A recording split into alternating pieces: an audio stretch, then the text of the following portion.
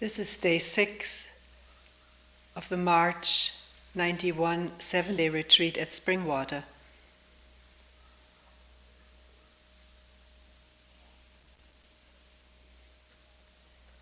I only wrote down one new question, but will read some that have been left over from previous days, which we did not really touch upon.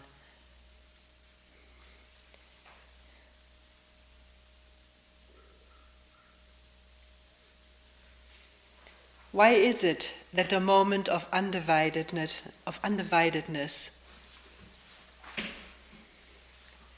of unself-centered openness, allows itself to be covered over again so quickly?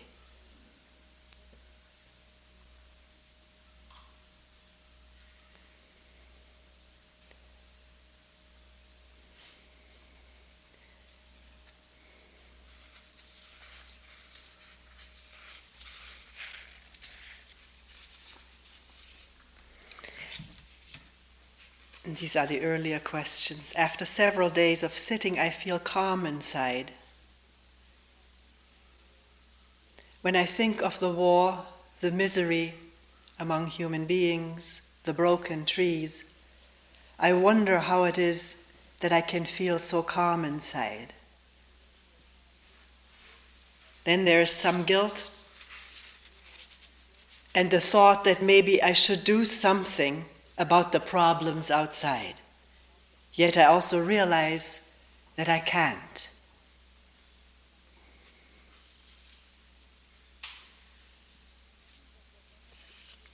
I see that whatever I do or might do in life, in a job, will lead to more greed, more ambition, more self-centeredness, and therefore conflict.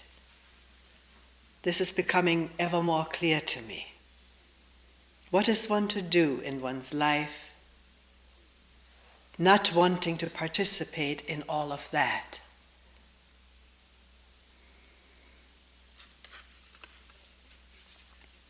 Isn't there anything that may be conducive to being more attentive, more aware in the moment?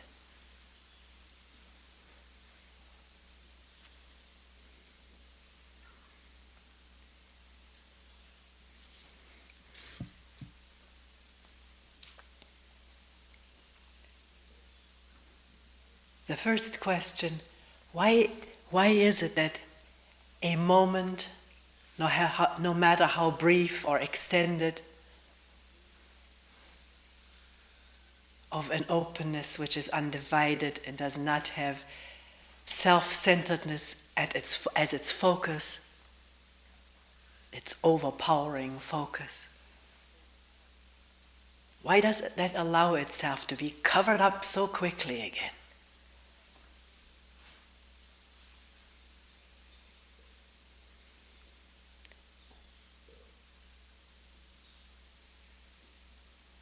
Is one asking oneself, not looking for an answer from someone else. Because a good answer, a good reason, puts out the flame.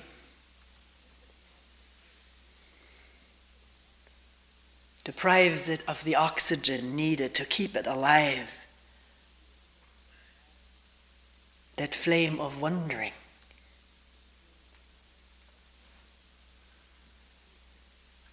Not only why is it, but what is it that covers up, that dulls, that fogs, that confuses, that separates, divides, creates this gulf between you and me, us and them?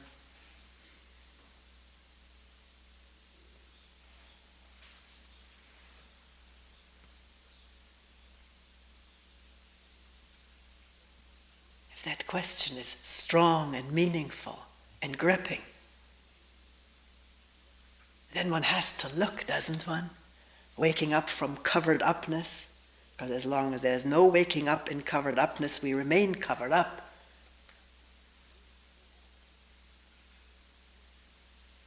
Agitating, pushing, pulling hither and thither, toward pleasure, away from pain,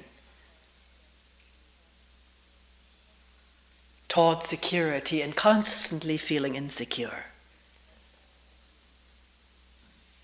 wanting more, better, having more, being better.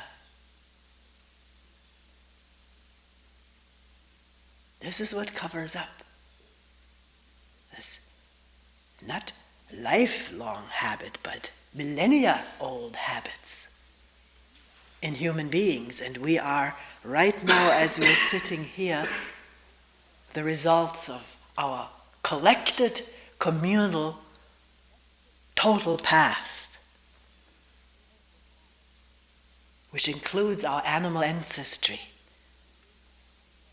as well as the ancestry of a single cell.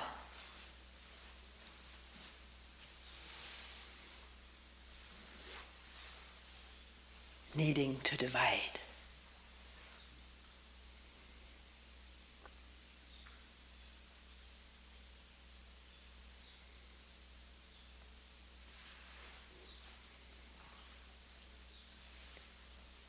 It is only such burning questions that will bring one to look, investigate, at a moment of attention, listen.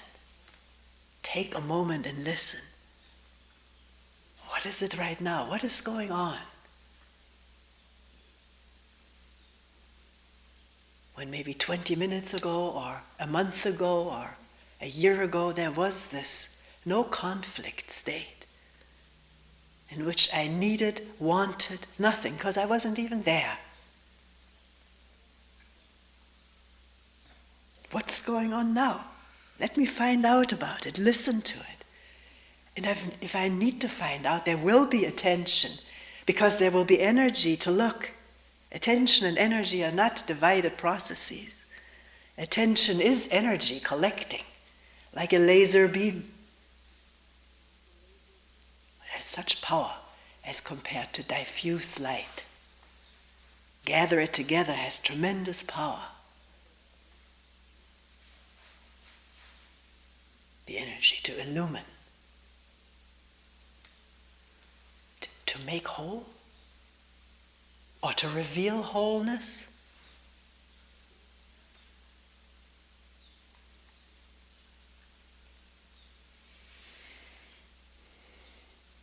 I've spoken a lot, not just in this retreat, in past retreats, that in looking, listening, attending,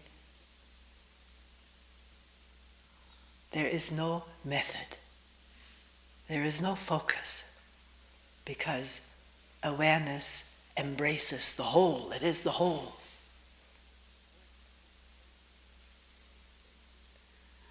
And yet, it's up to each one what practices one feels are helpful up to a point.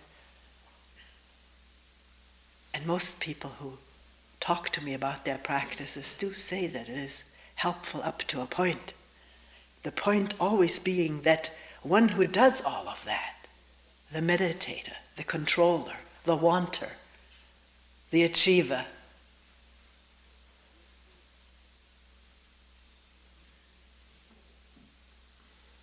and what will throw light on that?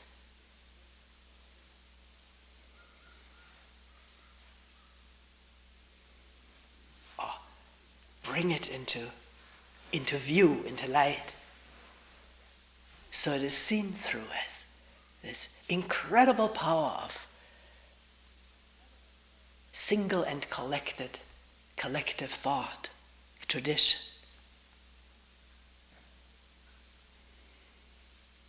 Habit. No blame assigned. We're just looking, wondering, discovering.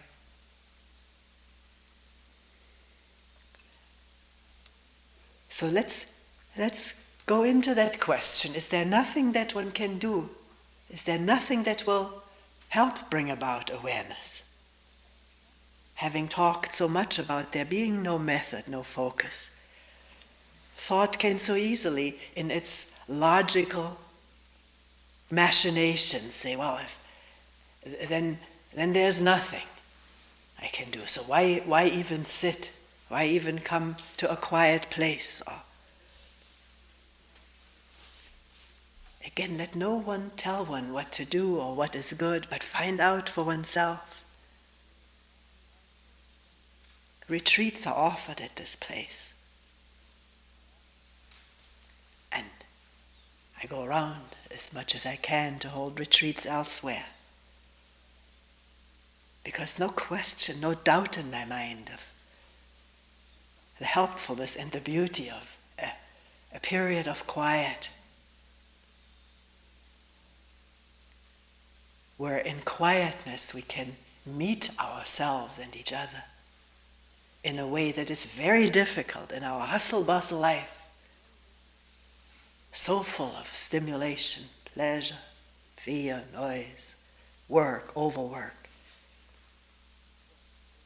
constant collision within and without. So, can one enter into a quiet moment as frequently as possible without making it into an obsession, into a compulsion?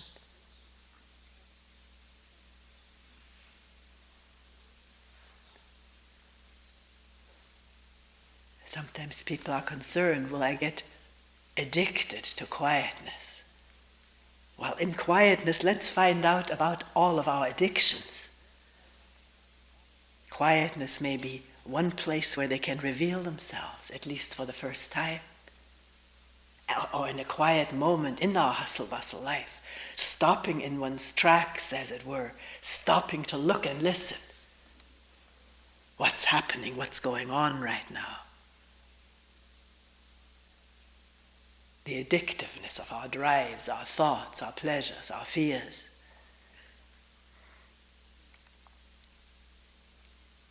And is quietness becoming an addiction? I have to have it.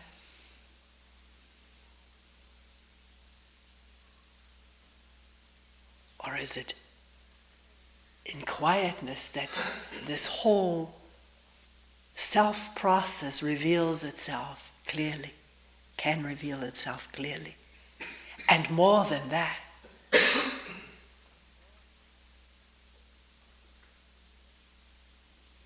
that only when the mind slows and quiets down some can there be a freedom of looking and listening, free from this whole background as we talked about yesterday and other times.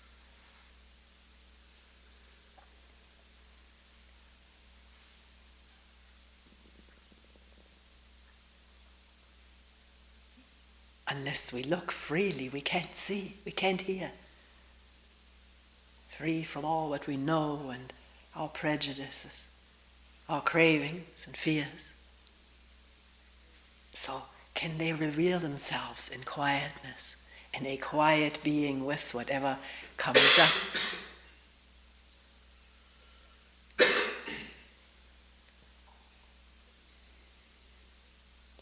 And how do I live daily life? Will I give attention to it, pause and look, moment to moment, not all the time, not have any ideals of perfection to drive me, another thing to drive me, to be perfectly attentive all the time? One person expressed it recently in a letter saying, that's why I don't come anymore, I feel like a failure because I can't do this thing all the time. And anybody who thinks they can are just deceiving themselves.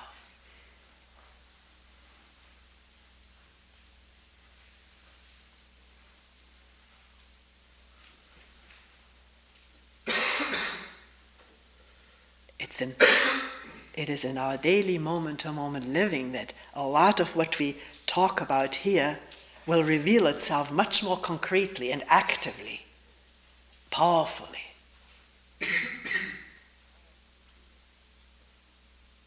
The urge to defend, to protect, to attack, to withdraw, and then to suffer from withdrawal, from loneliness. and yet afraid to be heard.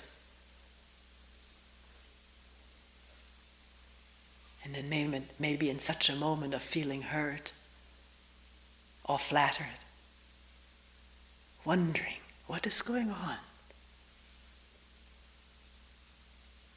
What am I protecting? Not only what am I protecting, but is it necessary to project this idea, image of myself?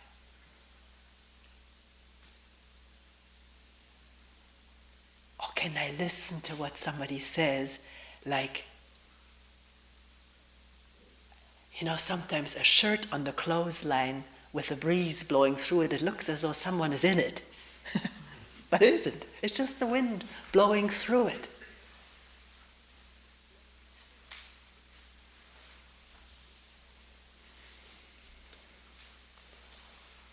Through the collar, the sleeves, the cloth, can one be so porous as a shirt on the clothesline when somebody is about to criticize one?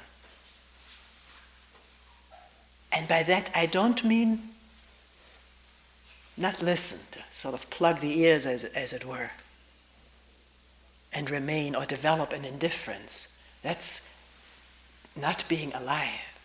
This is what we smart from, the indifference, the calluses. No, to listen, the openness, the porousness is the listening to what is said to us and to what is going on within. But the listening is stronger than any of that, because it is connected with everything that's going on. The earth that the feet stand on and the vast sky all around us, even though the buildings from our little low perspective seem to dominate it. I remember years ago walking through New York City. I haven't been there in a long time. It was like walking through a Grand Canyon of buildings. Here and there, a little square of sun on the ground when the sun made it. I'm not trying to put New York City down. It may be dear to some of us. But the buildings look all powerful, as though there was no sky left. But there is. There is. And under the pavement is the raw earth. And one is all of that in listening openly, attentively, with energy gathered, not to defend me and my image, but to listen how defensive reactions come up and needn't continue, because there is nothing to defend. Life moves on. Cannot be hurt by an insult. The image can be hurt, and of course with a hurt image may go a hurt body. And if it's not aired in the light of day that one sees it, then the hurt festers inside, smarts and aches for some kind of revenge, as though that would do away with it. But it doesn't. It creates a new hurt in someone else. And the story of our history of our lives continues.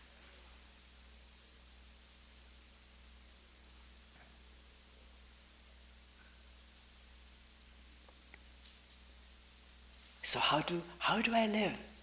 How do I live in terms of work, overwork?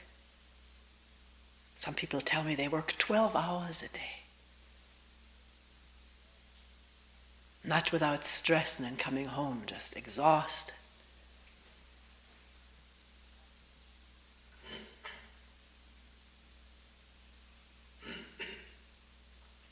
Not even feeling like cooking a proper meal or eating proper food. How do we live? How do we work? How do we rest? How do we eat? A moment of quiet or on the run. The stomach doesn't like it when we eat on the run. it doesn't function properly. Don't you feel that here in a quiet retreat there's some real good eating going on? I don't just mean the excellent food. Maybe there's some excellent overeating going on too.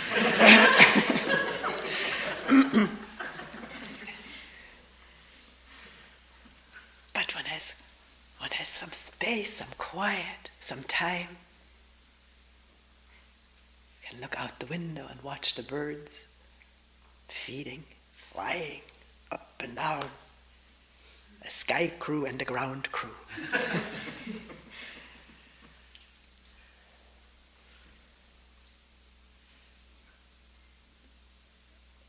Then maybe some time for a rest, time for walks, because we can't duplicate that, obviously. Most of us can't.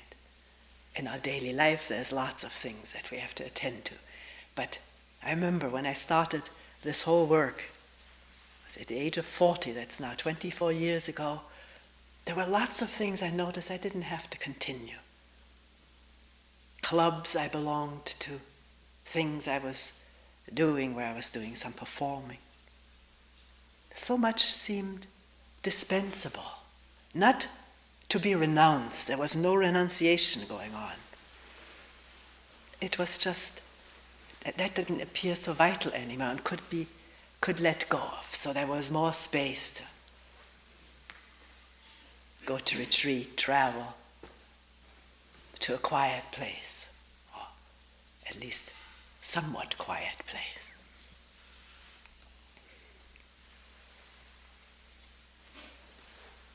So can one look intelligently at how one lives, one's daily life? How does one sleep?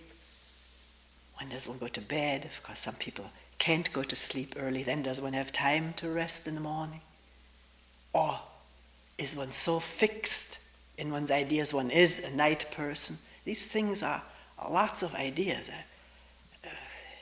I used to think I'm this person or that person, but things change. Can change, let's put it this way.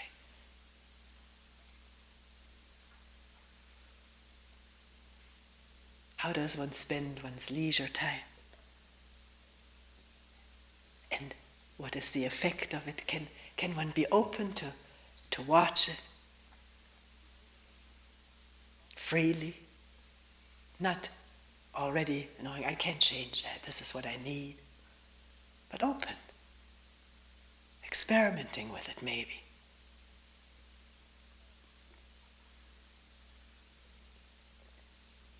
And as we brought up the question yesterday, is that selfishness? I don't call that selfishness. I call that living intelligently.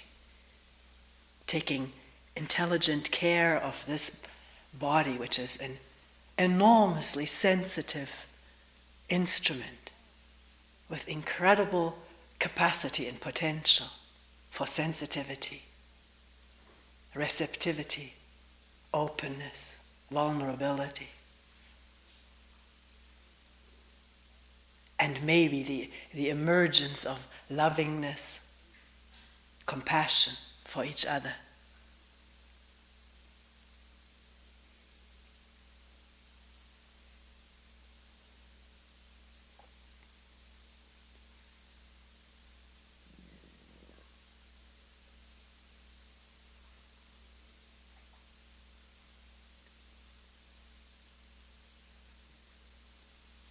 Two questions remain. One is, how can I live and work? I need to work and not contribute or arouse or get into this momentum or torrent of greed and ambition in my job or in a job, which I have experienced leads to cut-offness from my fellow human beings, self-enclosure, and so forth. I don't want to participate in this anymore. Well then, let's look for a job in which ambition, greed, may not be the main driving forces. And one may find it's not just located out there in that job. And the person wasn't implying that, it's in ourselves. One can get greedy in the humblest environment, maybe for more humility, ambitious to be the most humble person walking this earth.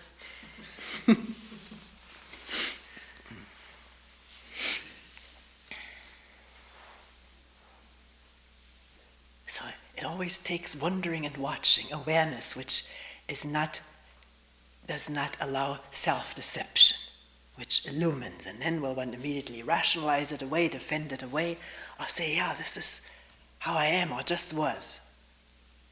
How amazing. How greed can function almost in any field. More knowledge, more this, more that, more goodness.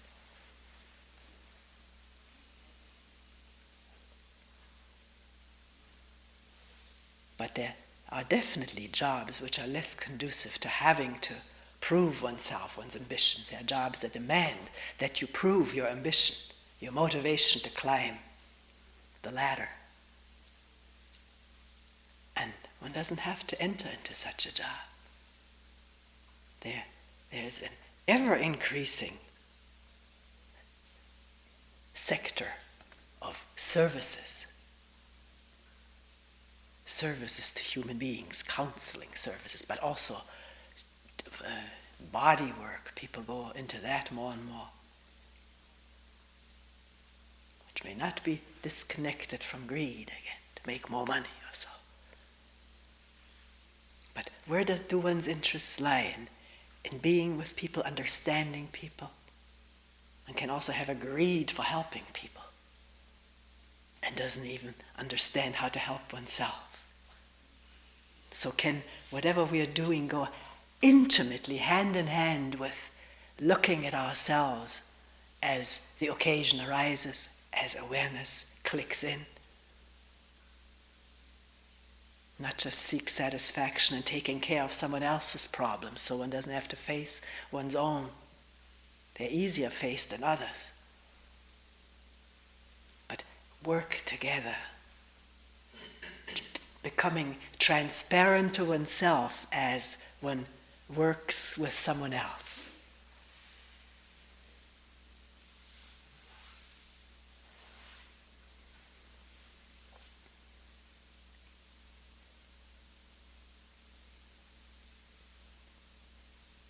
No one forces us to participate in conflict and violence, except our own blind habits. And they're not even our own, they're collective, communal. In this whole stream of the past, which is now the present.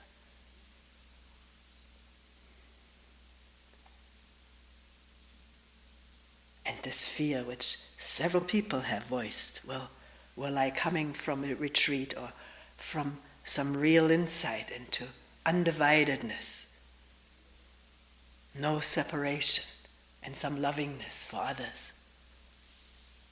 Will I be sucked in again into this narrow stream of me and my pleasures, my importance, my needs, and so forth?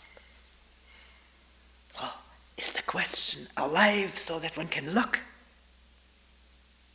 Maybe there'll be, if this question is alive and serious and burning, at the moment of about to be sucked in this, there'll be some attention.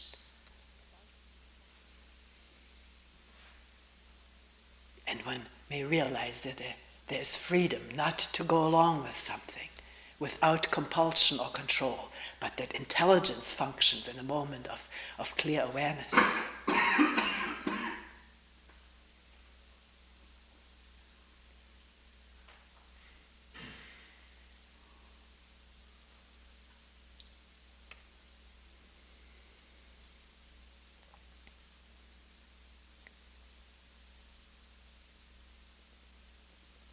The question is so related to all of this, isn't it? I feel calm inside.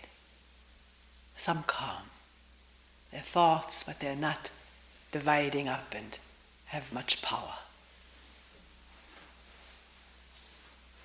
And yet the moment I think of the war, the misery among human beings, Not just the victims of the war, but the victims of all wars.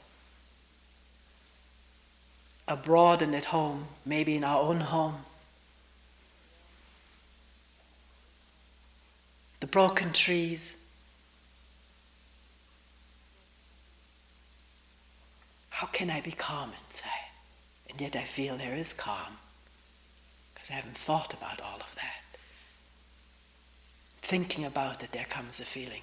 What are you doing to alleviate this, or do something, or could I, or should I do something to help this ailing world? And then I realize I can't. I can't really help. Where would I start going? How many places could I go at one time?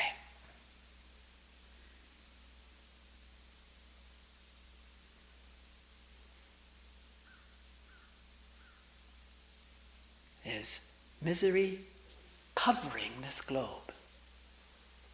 And here, one or two or a few human beings experience some calm inside. Not without compassion for what is going on. And yet, will that guilt or the compulsion to do something to help, which is all so much in the air, do something, join a movement, will that disturb the calm now and gets all agitated what one should do, where to go first?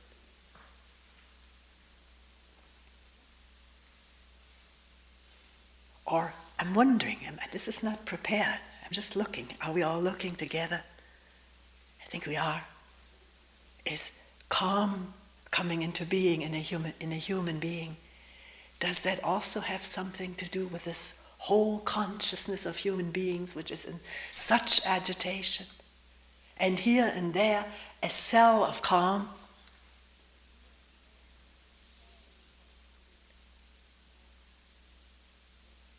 If there is calm as one goes home, and this particular person said, this is where I have no problems in retreat, it's going home, being in a meeting or something. Will there be this calm, or will contentiousness or emotion arise? And then I'm in the melee of it again.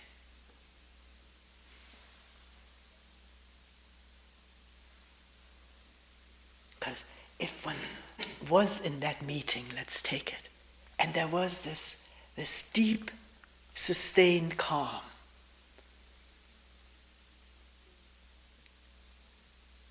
wouldn't that convey itself in a meeting with contentious people?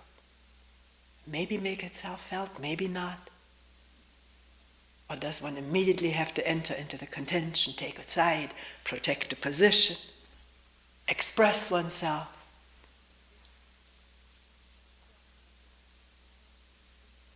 Or is someone quietly there, attentive, listening, being there, but not taking a position in the midst of contention? That can do something too, can't it? I'm not saying bring your calm into that meeting in order to do something, and we're already off with this agitation, I have to do something. Don't know what to do. Meet what comes up, the people, the situations, the institutions, the work, the friends, the family, without preparation. With a sense of let's find out. Look, listen. Not from the past, not from a battle plan or a peace plan, but from this moment of looking and listening openly, vulnerably, not knowing what's going to happen. But out of such an openness comes a right response. And that right response may be not saying or doing anything, but it's action. It's not cop out, even though someone else may see it as that and label it as that.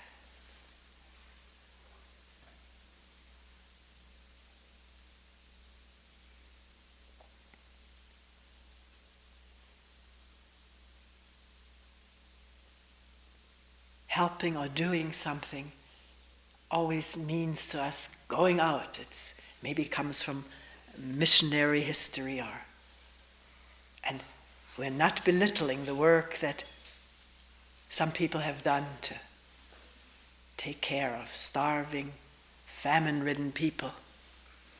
Some of them we don't even hear about. They're not in the public eye. Just working there in one spot in Africa, maybe, India, maybe here in this country. We think of Africa and India, don't we? But it's right here in this country. There's misery, untold misery in the ghettos. And in the rich quarters too.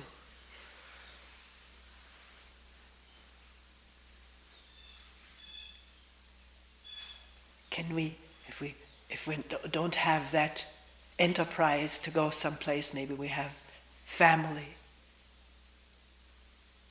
work where we are, our own home, with our neighbors, whoever comes into the house, at work. Not writ large, I'm working for peace, but what is peace among ourselves and within each one of us?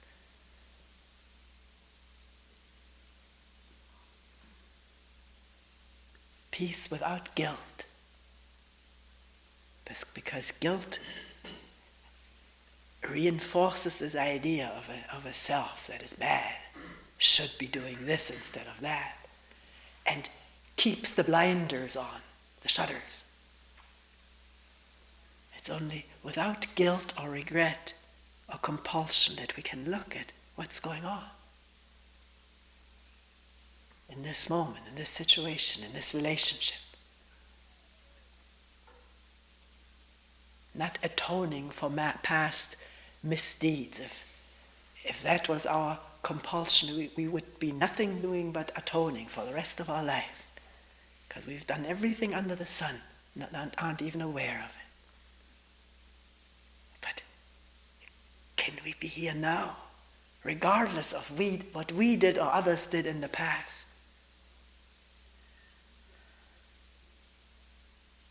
And allow some quiet, some lovingness, some intelligence to operate, instead of thrashing about, what should I do?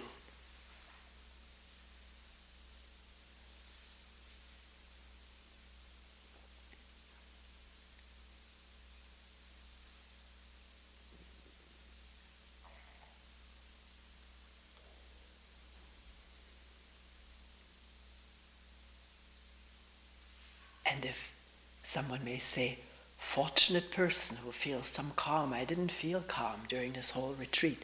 Maybe someone feels this way right now. Can the absence of calm, the agitation or whatever,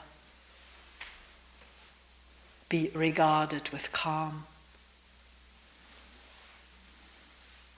Agitation allowed to take place. We said in one meeting, like listening to the motor idling, noisily, listening in a forgiving way. I don't usually use that word. Non-accusing, non-fault-finding. Maybe non-personal, not immediately identify this as my agitation, my fear, my pain, my this and that. That's when the problem compounds, when the identification takes place. But to listen calmly to quiet, to noise, is possible.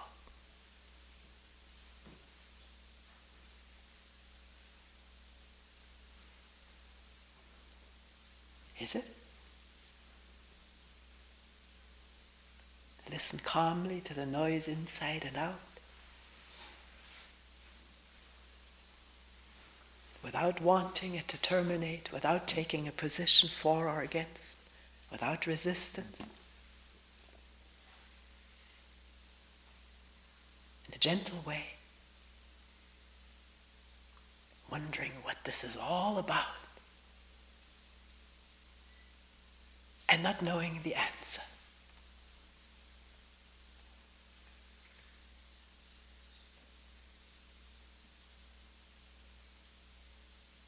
Therefore, open also to the birds.